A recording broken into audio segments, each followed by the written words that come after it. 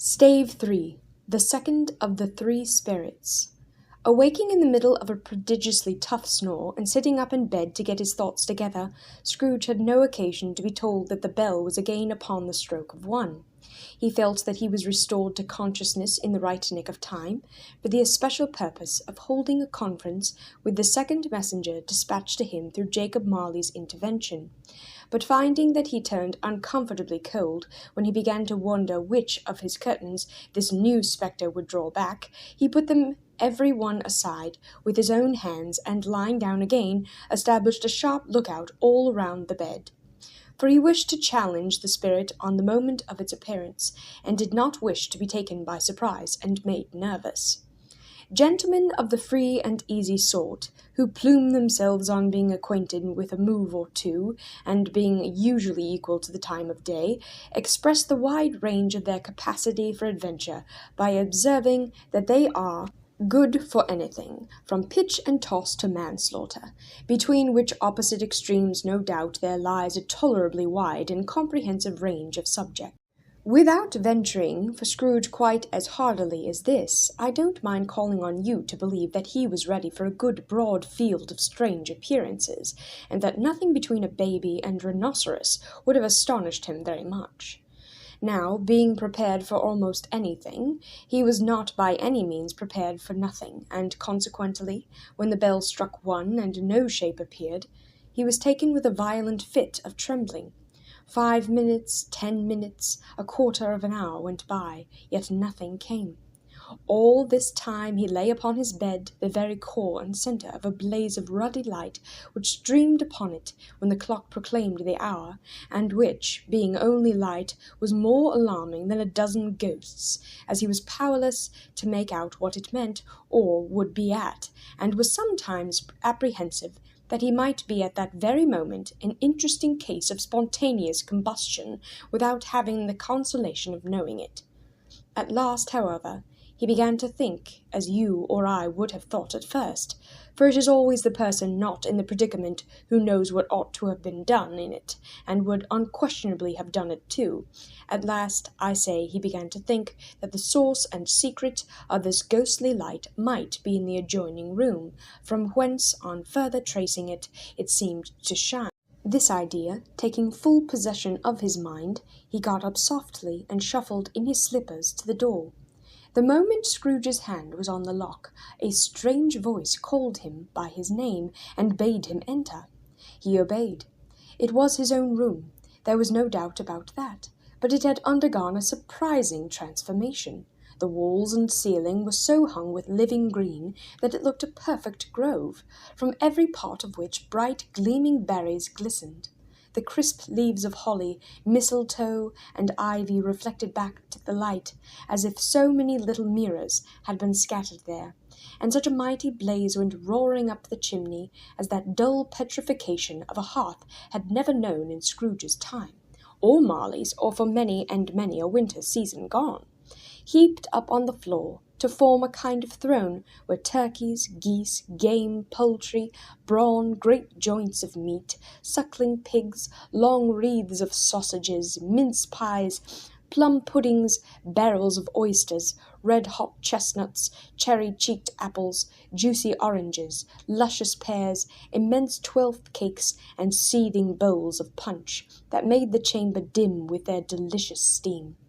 In easy state upon this couch there sat a jolly giant, glorious to see, who bore a glowing torch, in shape not unlike Plenty's horn, and held it up high up, to shed its light on Scrooge as he came peeping round the door. "Come in," exclaimed the ghost, "come in, and know me better, man." Scrooge entered timidly, and hung his head before this spirit. He was not the dogged Scrooge he had been, and though the spirit's eyes were clear and kind, he did not like to meet. "I am the ghost of Christmas present," said the spirit. "Look upon me." Scrooge reverently did so. It was clothed in one simple green robe or mantle, bordered with white fur. This garment hung so loosely on the figure that its capacious breast was bare, as if disdaining to be warded or concealed by any artifice. Its feet, observable beneath the ample folds of the garment, were also bare, and on his head it wore no other covering than a holly wreath, set here and there with shining icicles. Its dark brown curls were long and free, free as its genial face, its sparkling eye, its open hand, its cheery voice, its unconstrained demeanour, and its joyful air. Girded round its middle was an antique scabbard, but no sword was in it, and the ancient sheath was eaten up with rust. "You have never seen the like of me before," exclaimed the spirit. "Never," Scrooge made answer to it. "Have never walked forth with the younger members of my family," meaning, "for I am very young, my elder brothers born in these later years," pursued the phantom. "I don't think I have," said Scrooge. "I am afraid I have not. Have you had many brothers, Spirit?" "More than 1800, said the ghost. "A tremendous family to provide for," muttered Scrooge. The ghost of Christmas present arose. "Spirit," said Scrooge submissively, "conduct me where you will. I went forth last night on compulsion, and I learned a lesson which is working now. Tonight, if you have aught to teach me, let me profit by it. Touch my robe." Scrooge did as he was told, and held it fast. Holly, mistletoe, red berries, ivy, turkeys, geese, game, poultry, brawn, meat, pigs, sausages, oysters, pies, puddings, fruit, and punch all vanished instantly. So did the room, the fire, the ruddy glow, the hour of night, and they stood in the city streets on Christmas morning, where, for the weather was severe, the people made a rough but brisk and not unpleasant kind of music in scraping the snow from the pavement in front of their dwellings, and from the tops of their houses, whence it was mad delight to the boys to see it come plumping down into the road below, and splinting into artificial little snowstorms. The house fronts looked black enough, and the windows blacker, contrasting with the smooth white sheet of snow upon the roofs, and with the dirtier snow upon the ground, which last deposit had been ploughed up in deep furrows by the heavy wheels of carts and wagons, furrows that crossed and recrossed each other hundreds of times, where the great streets branched off and made intricate channels hard to trace in the thick yellow mud and icy water.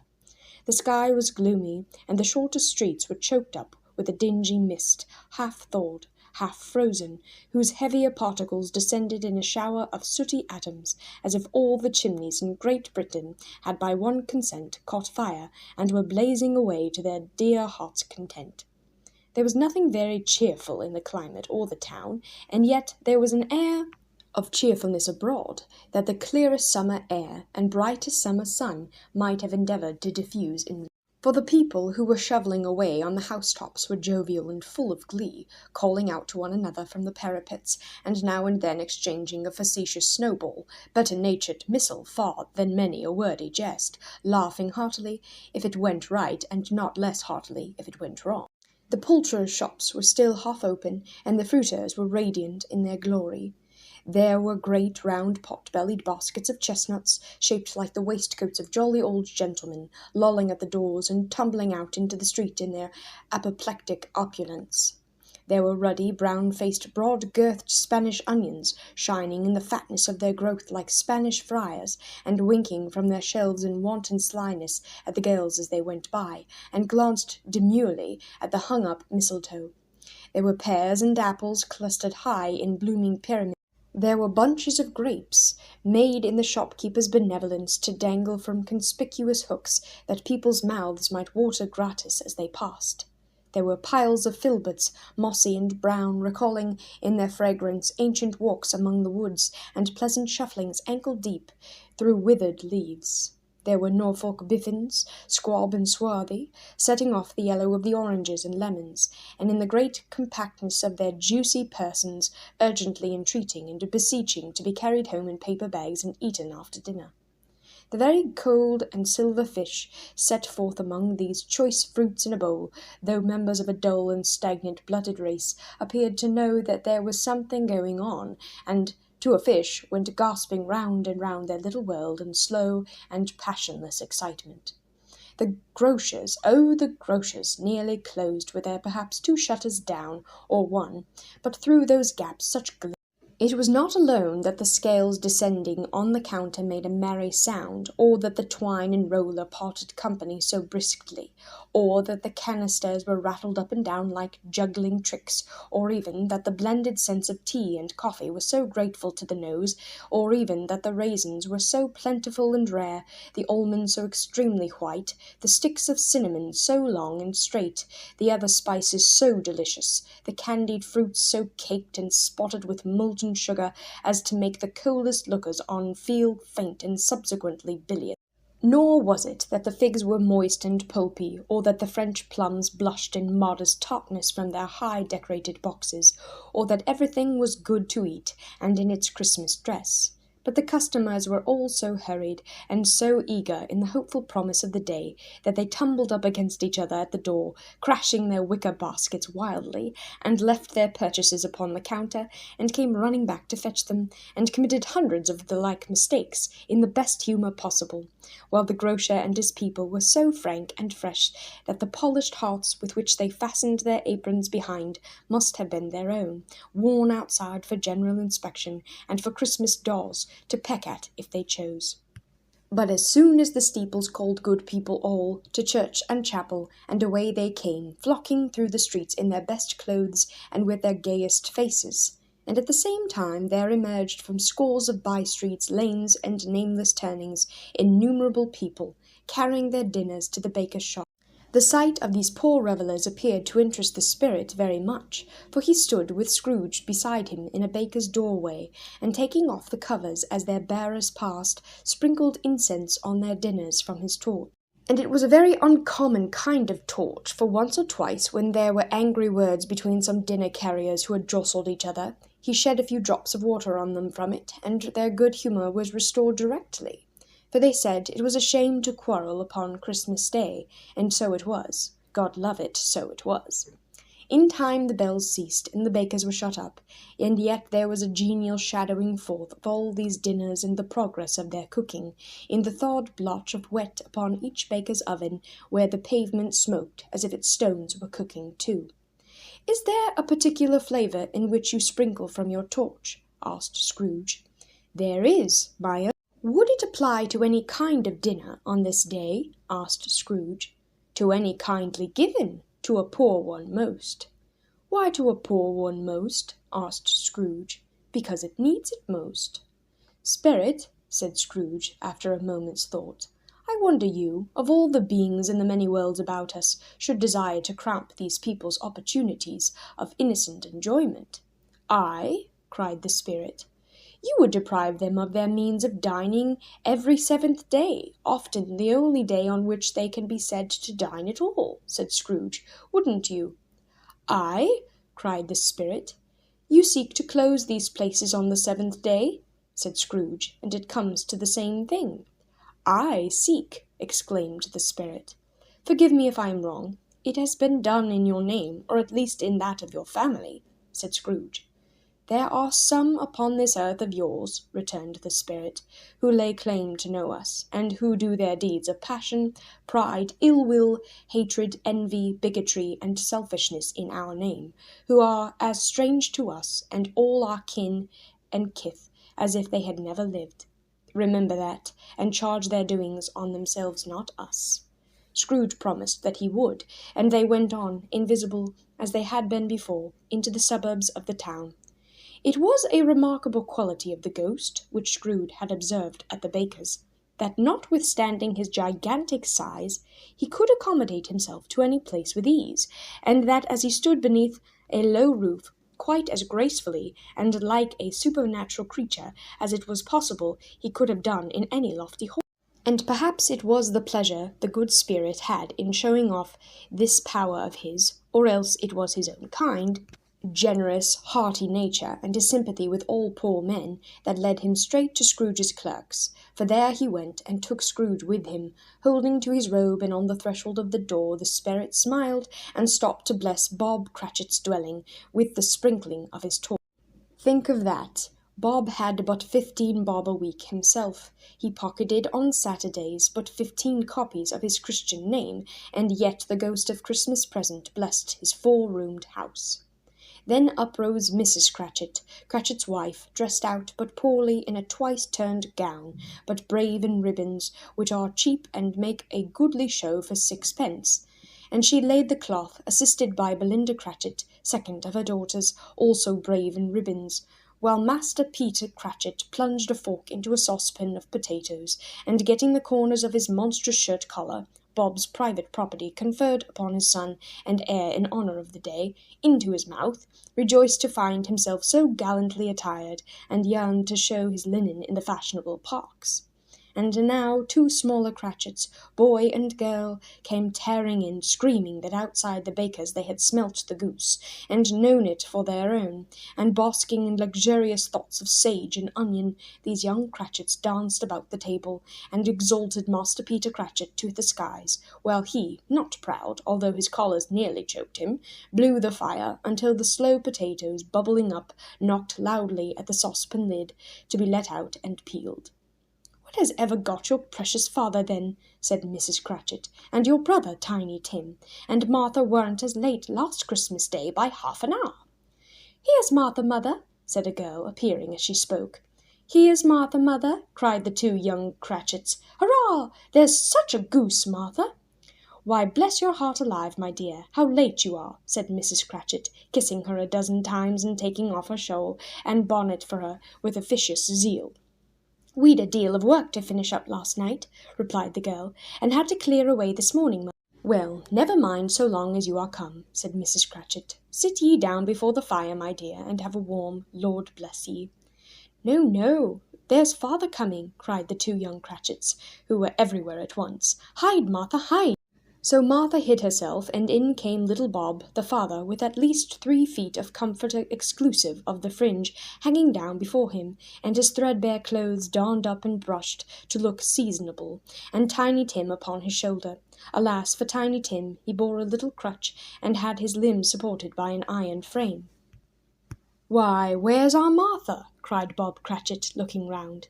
"Not coming," said Mrs. Cratchit. "Not coming," said Bob, with a sudden declension in his high spirits, for he had been Tim's blood-horse all the way from the church, and had come home rampant. "Not coming upon Christmas Day!" Martha didn't like to see him disappointed, if it were only a joke, so she came out prematurely from behind the closet door and ran into his arms, while the 2 young Cratchits hustled Tiny Tim and bore him off into the wash-house, that he might hear the pudding singing in the cup. "And how did little Tim behave?" asked Mrs. Cratchit, when she had rallied Bob on his credulity, and Bob had hugged his daughter to his heart's content. "As good as gold," said Bob, "and better. Somehow he gets thoughtful, sitting by himself so much, and thinks the strangest things you ever heard. He told me, coming home, that he hoped the people saw him in the church, because he was a cripple, and it might be pleasant to them to remember upon Christmas Day who made lame beggars walk and blind men see." Bob's voice was tremulous when he told them this, and trembled more when he said that Tiny Tim was growing strong and hearty. His active little crutch was heard upon the floor, and back came Tiny Tim before another word was spoken, escorted by his brother and sister to his stool before the fire. And while Bob, turning up his cuffs, as if, poor fellow, they were capable of being made more shabby, compounded some hot mixture in a jug with gin and lemons, and stirred it round and put it on the hob to simmer, Master Peter and the 2 ubiquitous young Cratchits went to fetch the goose, with which they soon returned in high procession. Such a bustle ensued that you might have thought a goose the rarest of all birds, a feathered phenomenon, to which a black swan was a matter of course, and in truth it was something very like it in that house. Mrs. Cratchit made the gravy ready beforehand, in a little saucepan, hissing hot. Master Peter mashed the potatoes with incredible vigour. Miss Belinda sweetened up the apple-sauce, Martha dusted the hot plates, Bob took Tiny Tim beside him, in a tiny corner, at the table. The 2 young Cratchits set chairs for everybody, not forgetting themselves, and mounting guard upon their posts, crammed spoons into their mouths, lest they should shriek for goose before their turn came to be helped. At last the dishes were set on, and grace was said. It was succeeded by a breathless pause, as Mrs. Cratchit, looking slowly all along the carving knife, prepared to plunge it into the breast. But when she did, and when the long-expected gush of stuffing issued forth, one murmur of delight arose all around the board, and even Tiny Tim, excited by the two young Cratchits, beat on the table with the handle of his knife and feebly cried, "Hurrah!" There never was such a goose. Bob said he didn't believe there was ever such a goose cooked. Its tenderness and flavour, size and cheapness, were the themes of universal admiration. Eked out by apple sauce and mashed potatoes, it was a sufficient dinner for the whole family. Indeed, as Mrs. Cratchit said with great delight, surveying one small atom of a bone upon the dish, they hadn't ate it all at last, yet every one had had enough, and the youngest Cratchits in particular were steeped in sage and onion to the eyebrows. But now, the plates being changed by Miss Belinda, Mrs. Cratchit left the room alone, too nervous to bear witness, to take the pudding up and bring it in. Suppose it should not be done enough? Suppose it should break in turning out? Suppose somebody should have got over the wall of the backyard and stolen it while they were merry with the goose? A supposition at which the two young Cratchits became livid. All sorts of horrors were supposed. Hallo, a great deal of steam. The pudding was out of the copper. A smell like a washing day. That was the cloth. A smell like an eating-house, and a pastry-cook's next door to each other, with a laundress's next door to that. That was the pudding. In half a minute Mrs. Cratchit entered, flushed but smiling proudly, with the pudding like a speckled cannon-ball so hard and firm, blazing in half a quartern of ignited brandy, and bedlight with Christmas holly stuck into the top. "Oh, a wonderful pudding," Bob Cratchit said, and calmly too, that he regarded it as the greatest success achieved by Mrs. Cratchit since their marriage. Mrs. Cratchit said that now the weight was off her mind. She would confess that she had had her doubts about the quantity of flour. Everybody had something to say about it, but nobody said or thought it was at all a small pudding for a large family. It would have been flat heresy to do so. Any Cratchit would have been blushed to hint at such a thing. At last the dinner was all done, the cloth was cleared, the hearth swept, and the fire made up. The compound in the jug being tasted and considered perfect, apples and oranges were put upon the table, and a shovel full of chestnuts on the fire. Then all the Cratchit family drew round the hearth, in what Bob Cratchit called a circle, meaning half a one, and at Bob Cratchit's elbow stood the family display of glass, 2 tumblers and a custard cup without a handle. These held the hot stuff from the jug, however, as well as golden goblets would have done, and Bob served it out with beaming looks, while the chestnuts on the fire sputtered and cracked noisily. Then Bob proposed, "A Merry Christmas to us all, my dears, God bless us," which all the family re-echoed. "God bless us, every one," said Tiny Tim, the last of all. He sat very close to his father's side upon his little stool.